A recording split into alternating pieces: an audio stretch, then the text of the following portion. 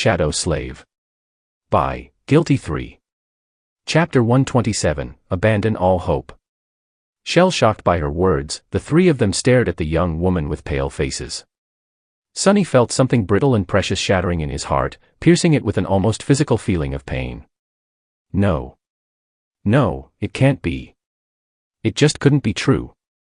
How could all of this have been for nothing? How could all of his hopes, dreams, and desires just be destroyed with a couple of words? How was it possible? Somewhere beside him, Cassie suddenly said in a tiny voice, "What do you mean, there is no gateway?" Effie shrugged. "It's very simple, really. I'm sorry to be the one to break it to you, but deep down inside you must have known already. Didn't you? The Forgotten Shore. It's not really a place where humans are supposed to survive. That's why you have never heard of anything like it in the school or the academy." Sunny's face got contorted with anger. Of course. Of course, the answer was always within his grasp. He was just too naive and foolish to grasp it. The dream realm was vast and strange, with most of its regions barely explored by humans. However, there was at least a small amount of information available about them. Some were even fully under human control, with large citadels like Bastion providing shelter to hundreds of thousands of awakened. And yet, when he had first come to the Forgotten Shore, Sunny didn't recognize any of the unique characteristics of this place. At the time, he had thought that his patchy education was to blame. He should have realized the truth when neither Nephi's nor Cassie managed to succeed where he had failed. Why would a region as unique as this one be utterly unknown? The most logical explanation would be that no one had ever returned from this deadly abyss to the real world to tell others about it. What a fool he was. Just a few weeks in the comfortable life in the academy, and he had completely forgotten that the world never played fair against people like him. The truth was always worse than his worst expectations, so why would this time be any different? The world was a predator that always waited for an opportunity to devour you. Why would he even expect anything else? A familiar bitter taste appeared in his mouth. Meanwhile, Effie continued in a gentle tone, 15 years ago or so, a group of powerful and desperate sleepers managed to reach this city and claim the castle for themselves. Not because it had a gateway, but because it was the only place that could keep them safe. At least for a while. Ever since then, a few lucky or resourceful people would find their way to the castle each solstice, only to get stuck here with the rest of us. Nephi's was sitting quietly, with only her clenched fists betraying the storm of emotions raging in her heart. Cassie was taking the news harder than both of them, though. After all, it was her vision that led them into this trap. Her face was deathly pale, with an expression of pain and shock contorting its delicate lines. Closing her eyes, she whispered, "But that is not fair." Effie looked at her with pity. Then, she chuckled, smiled darkly and said, "When was anything ever fair? She was right, of course. Justice didn't really exist outside of the ethereal realm of human imagination." Sunny had learned that lesson a long, long time ago. While he was stewing in his indignant despair, Effie's smile suddenly lost its grim undertone and turned into a happy grin once again. Leaning forward a little, she said, "But it's not all bad. At least you have met me. You guys are incredibly lucky, really. If you hadn't run into a local, you would have been dead already." Nephi stared at her and asked in a flat tone, "Yeah. Why is that?" Her awkward manner of speech was back again in all its glory. Effie sighed. The Dark City is simultaneously the safest place to be on the Forgotten Shore, and also the deadliest. It is safe because no sea monster can cross the wall, let alone reach the castle. But at the same time, it is far more dangerous than the labyrinth because almost every nightmare creature here is of the fallen rank. Sunny blinked, feeling a cold shiver permeate his whole body. Fallen creatures. Fallen creatures were immeasurably more powerful than awakened ones. Dormant humans like them had no business fighting against the latter, let alone the former. One awakened demon was already more than they could handle without resorting to summoning a true terror from the depths of the cursed sea.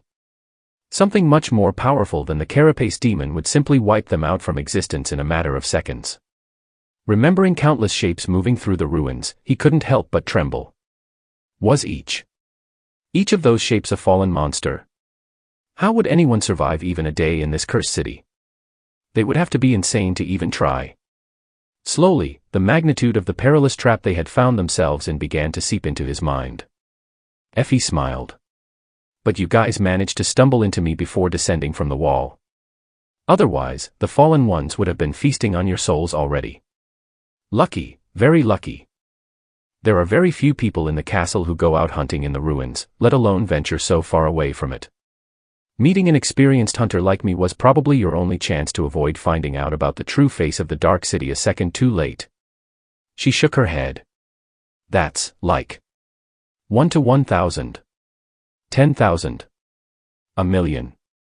At any rate, the odds were really not in your favor. Fortune is definitely in love with at least one of you, guys. So, cheer up. Do you want some meat? I had a truly amazing hunt today. It was so amazing that I don't even mind sharing. Nephi's didn't even look at the roasting meat and instead leaned forward, her words filled with intensity. If there is no gateway here, why didn't you try to leave? Effie blinked a couple of times and looked at her with sincere confusion. Leave? And go where? The meat was about to become burnt, so she leaned to the fire and removed the skewers, then replaced them with a couple of new ones. Then, with a sigh, she turned to Changing Star and said, "You've been to the labyrinth, so you know what it's like. There's nothing else but that damn coral and cursed sea for months of travel in every direction. You can't go on foot, you can't swim. You can't even fly, because there are swarms of dreadful flying abominations hiding in the clouds.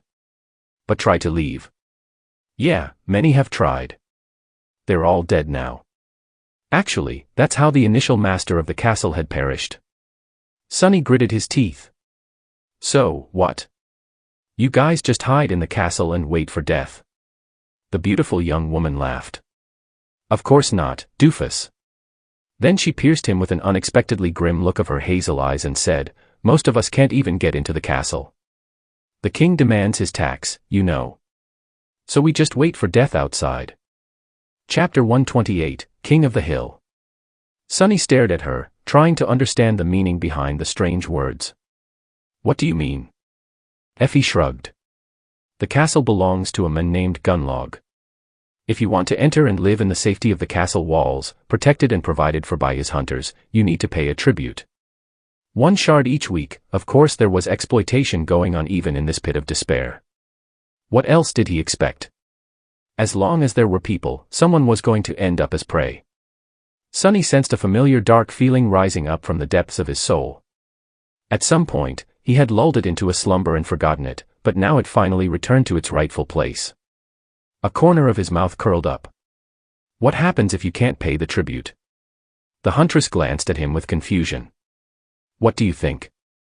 You are not allowed to step anywhere near the gates. There's a small settlement for us unfortunate wretches beneath the castle walls, where we make do with what little we have and tremble in the night, hoping that nothing comes out of the darkness to devour us. That's pretty much it. He hesitated. But how are people even supposed to get soul shards in this cursed place? Effie gestured to the corpses of the monsters she had slain. By hunting. One can find awakened creatures here and there in the city. The trick is to find and kill them without stumbling into something far more deadly. Gunlog's people form parties and go out to hunt, with experienced pathfinders leading the way. They bring back food, memories, materials, and shards. Nothing stops people from attempting the same. She fell silent for a few moments, and then said in a darker tone, "Of course, without good memories, vast amounts of accumulated soul essence and intricate knowledge of the city, those people usually don't live long. Most of them either die or turn to other ways of earning shards. There's very few independent hunters with more than a couple of successful hunts to their names. Ones that are still alive, I mean."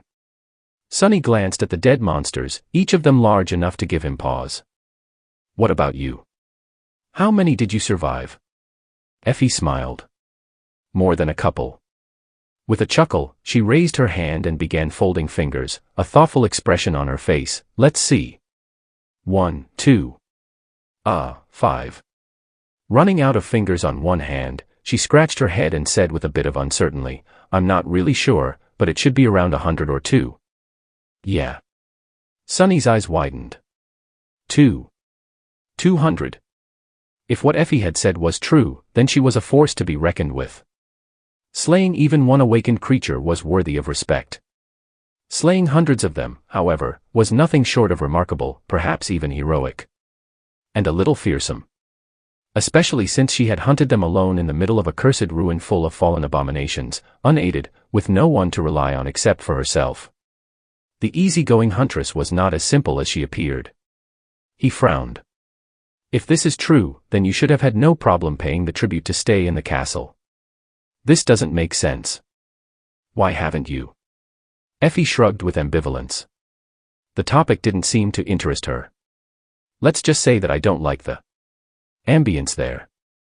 Sunny wanted to learn more, but suddenly, Nephi spoke again, her voice strangely tense. You said that there were other ways of earning soul shards. What are they? The huntress turned to her and was silent for a while, a hint of some dark emotion in her eyes. However, it was quickly erased by her usual laid-back smile. Well, there's a few ways.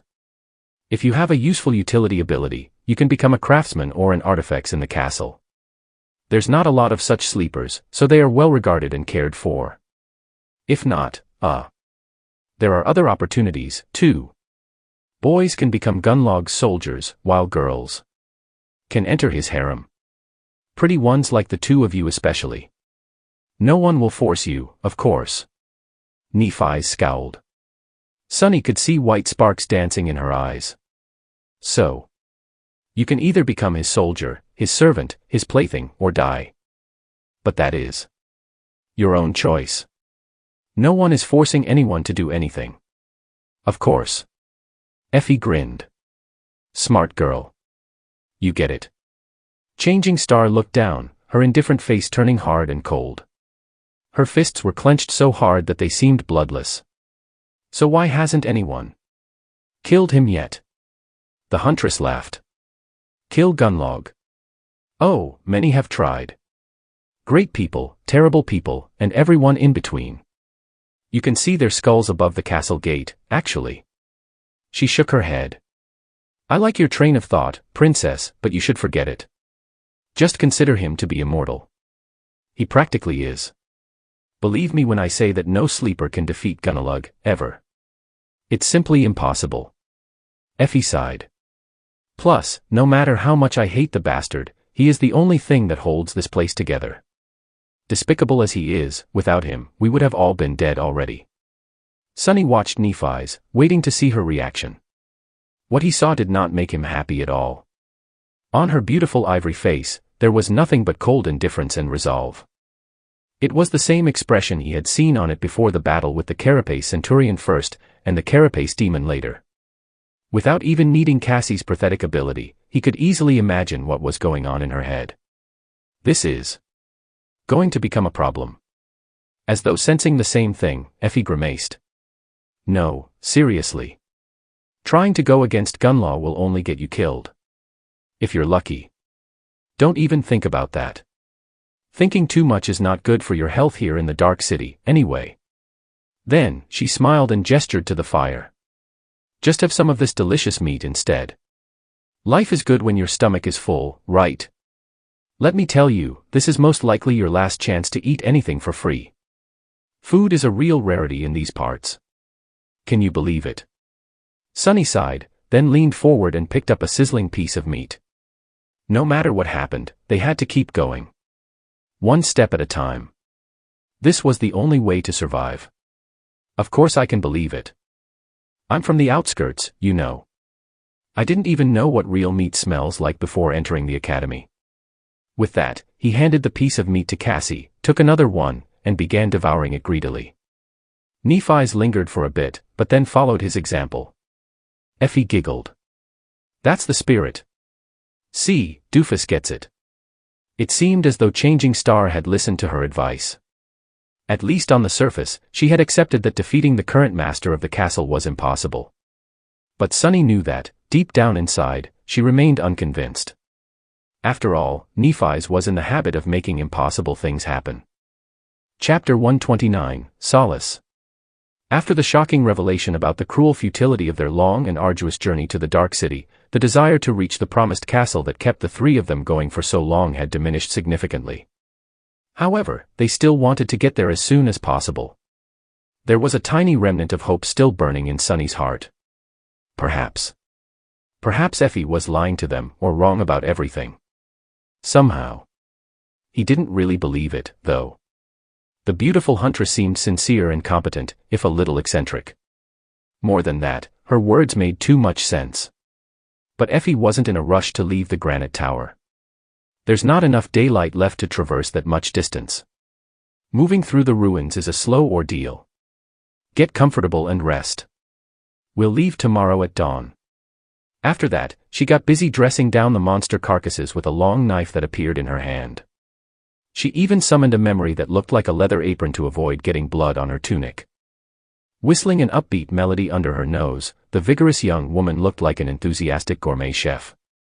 Nephi's, Sunny and Cassie were in no mood to talk. Each of them sat somberly by themselves, trying to digest the awful reality of their new situation. Sunny was utterly disheartened. He felt as though someone had pulled the batteries out of his body, leaving him with no strength or desire to do anything. The world had become dim and tiresome. That's hope for you. He didn't even have enough motivation to get angry. It was as though he had run an exhausting marathon and crossed the finish line, only to find out that there was another race waiting for him on the other side. In fact, he would have to keep running forever. He would never meet Master Jet and Teacher Julius again to thank them for the advice and teachings that had helped him survive, and maybe even repay their kindness. He would never become an awakened and learn more mysteries of his strange aspect. Most importantly, his dreams of becoming rich and spending the rest of his life in comfort were also not meant to be. Which hurt the most? Figures. Crestfallen, he made an effort to find some semblance of solace in this disastrous fiasco. Well, if you think about it, I'm still alive. That has to be worth something, right? His shadow glanced at him, not entirely convinced. Plus, I can easily stay alive for the foreseeable future. Yeah, the big picture changed for the worst, but our immediate situation has actually improved a lot. We are safe from the constant threat of drowning or being devoured by the dwellers of the deep dark sea. We have also found a strong community of humans. No matter how things were run in the castle, there were hundreds of people living there. Numbers and experience meant everything in the dream realm. By becoming a part of a human collective, they were going to shed most of the burdens that had been silently crushing them all this time. Compared to the infernal gauntlet of the labyrinth, life in the castle was going to be like a dream. If they were willing to submit to its thug of a master, of course. If Sunny was alone, he probably would. Now, however. But even if they were to refuse, there was still the outer settlement. Effie seemed to be doing just fine as an independent hunter. She didn't even seem miserable. In fact, she might just be the most contented person I've ever seen. Seriously, how can she be so laid back and cheerful? Is she insane? He cast a sidelong glance at the unreasonably tall huntress and frowned. Well, let's ponder about it. She has a roof over her head and a limitless supply of delicious food, provided that she hunts it down herself. That is already better than my life in the outskirts. Come to think about it, remaining in the dark city for the rest of his life was not how he had envisioned his future, but it was not that different from struggling to survive in the slums of the real world. Actually, in a lot of senses, it was way better. So, maybe, the situation seemed to be so bad not because it actually was, but because it simply didn't fit his inflated expectations. Perhaps Effie didn't expect anything from life at all, and that's why she was so damn happy and lively even in the middle of this odious hell. Yeah. That must be it. Problem solved. Easy. The shadow shook its head and turned away. Sunny sighed. Despite his somewhat rational attempt to find the bright side in this calamity, he didn't feel any better, at all. In fact, thinking about how inescapable and bleak their future was only made him more tired. Suddenly, his skin crawled. The familiar sensation of dread and unease flooded his mind, only now, it was so much more profound and invasive. The shadow of the Crimson Spire had fallen on the dark city. Soon, the sound of waves crashing against stone informed them of the coming of night. Not in the mood to even stand up, Sunny silently sent his shadow to take a look outside. As the last rays of the falling sun colored the world in the shades of red, the cursed sea was surging out of the great crater. Sunny watched as the distant statue of the beautiful faceless woman was slowly drowned by the darkness, until only her open hand remained above the waves. Then, he shifted his gaze and looked down. The undulating black surface of the cursed sea stopped mere meters beneath the edge of the granite wall. It seemed as though he could almost touch it with his hand. On the other side of the stone barrier, the ruined city lay submerged in shadows, dozens of meters below the water level. Trapped between the endless expanse of the dark sea and the vast emptiness of the ruins, the mighty wall seemed to be as thin as a sheet of paper. And yet, it silently withstood the crushing pressure of the black waves, serving as a dam that protected the city below from being erased by the terrible flood. Just like it did for thousands of years.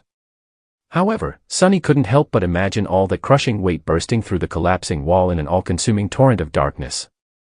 He felt shivers running down his spine. Commanding his shadow to return, Sunny finally forced himself to stand up and walked over to Nephi's. Changing Star was sitting with her back against the wall, a dark expression on her face. Hearing his footsteps, she raised her eyes. Sunny sat down beside her, lingered for a while, and then said, "What do you think?" She was silent for a long time, simply looking at him with an inexorable expression. Just when he was about to think that there would be no answer, Neph finally spoke. As she did, white sparks ignited in the depths of her cold gray eyes. "We will find a way to return. No matter what has to be done, we will." Her words echoed inside the granite tower, making shadows on the walls dance in sinister glee.